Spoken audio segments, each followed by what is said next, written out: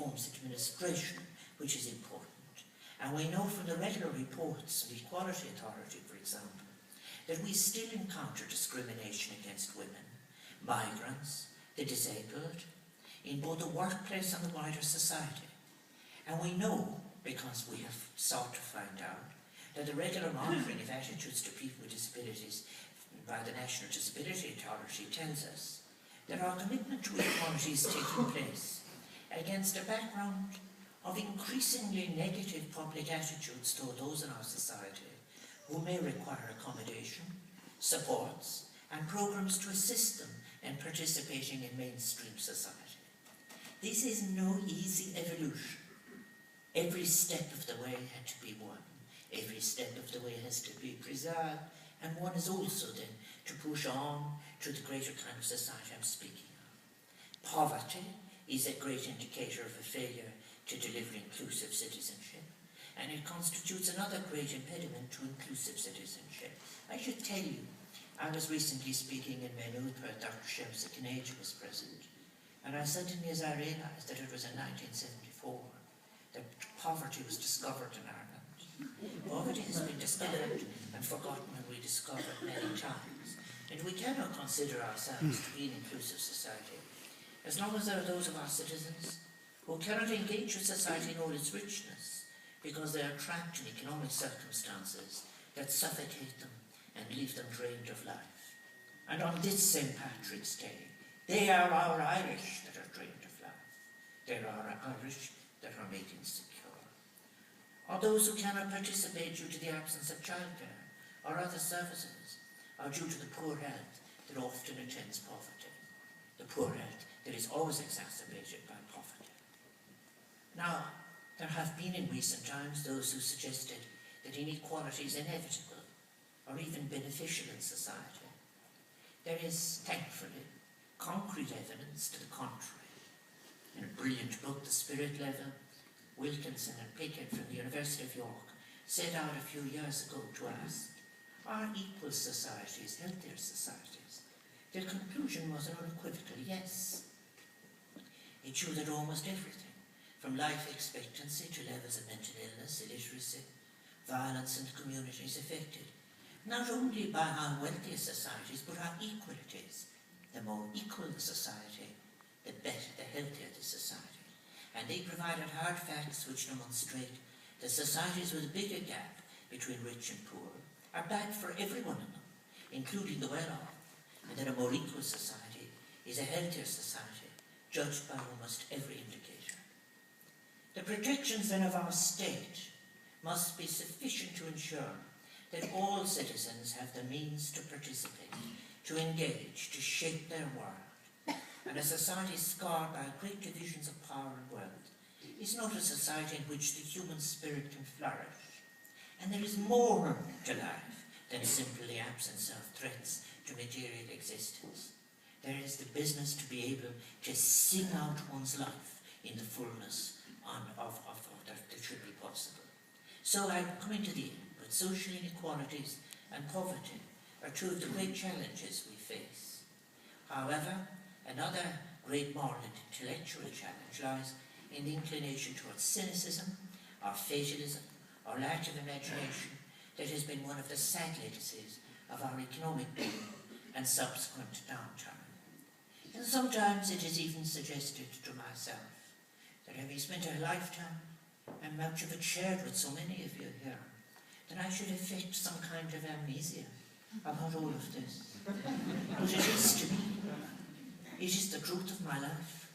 It continues. It is, I wish it were not true, these circumstances that I describe now.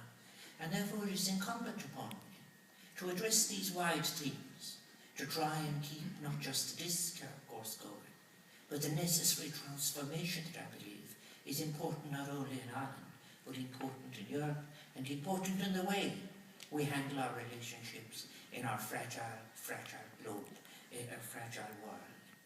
It seems to me at times that we are in danger, as the Canadian philosopher Charles Taylor put it, of drifting towards an unfreedom that can best be summarised as the transition from a concept of citizenship with all its life, with its implications for interdependence, transcendence of the self and solidarity into justice, to a concept that is a deader one, of consumerism, driven by the market, individualized, privatized, insatiable of satisfaction, and quite miserable.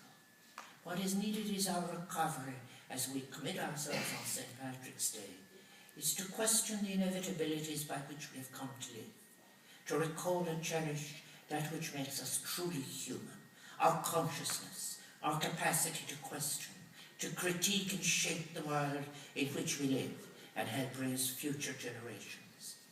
And all of this, the good news, is not to be relied on by tiny minorities.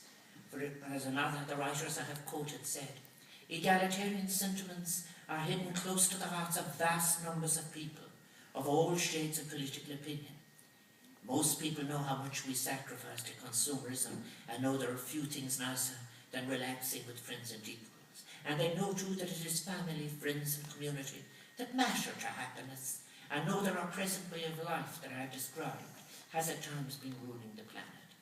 So I think that the culture of the last few decades has in fact made closet egalitarians of many people, and it is time that they came out of the woodwork and I think set on St. Patrick's Day on the long journey towards sanity. I very much agree with that.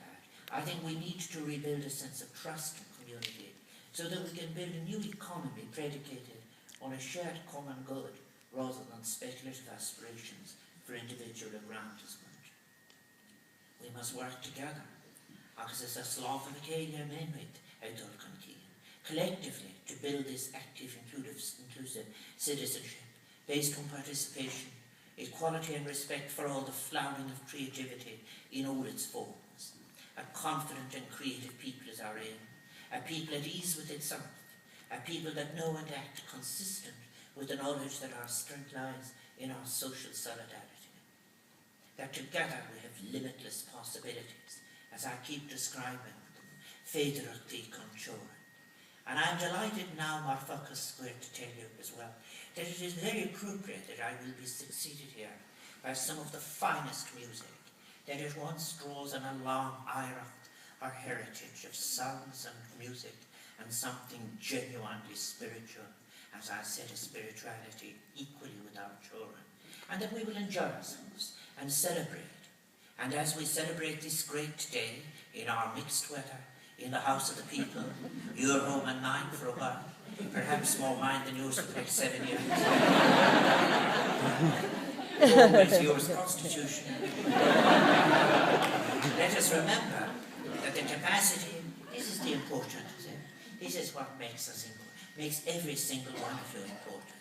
The capacity to change our world still exists, and we can create a new world rather than remain lodged in our recent difficulties. And that great social theorist that I keep quoting, Raymond Williams, said, again, and I repeat it because it was worth repeating, in his last book towards 2000, he said, it is when the inevitabilities are challenged that we have begun to gather our resources for a journey of hope. He reminds us in this too that we, by awakening to our responsibilities as citizens, are taking our first steps towards a new society and a new world. So Guim Roch Pakistana, Shivsha, and Herin Nadini Somalia, Nadini Targain, and this Kama, King Kanilik and Wilshire.